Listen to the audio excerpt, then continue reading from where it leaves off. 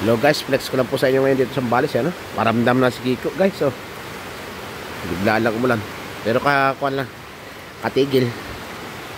Ang malakas. Pabugso-bugso na rin po eh. Pero yan po oh. Sinilitin na po dyan sa Subic Zambales. Yan po Subic na po yung maputi na yan. Ito po sa area ko sa Olonga po. Yan guys oh. Ang lakas ng ulan kanina. Kakahinto lang guys. Ito po.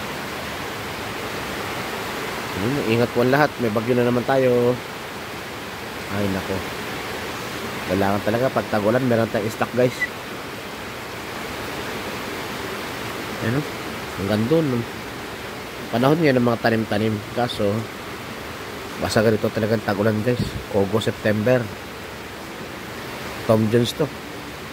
Tagutong to, hirap ng trabaho, hirap ng pamimera. Kasi nga po ulanin, paano kapag trabaho, tapos yung mga tanim mo, root crop, nako, danas kayo sa probinsya, hindi ang kagad ng ani. Kaya magtitis ka sa nilagang puso, sausaw sa asin na may sili, yan ang masarap yan. Sanay tayo dyan. Ang mga ulam ngayon, yung mga ulam bagyo, mga kabuti, mga pako,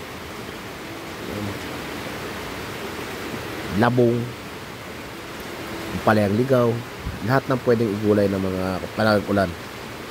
Yung mga rare, yung lumalabas ng pagtag-ulan. Hanggang dito lang muna guys. Maraming po salamat. Ingat po ang lahat.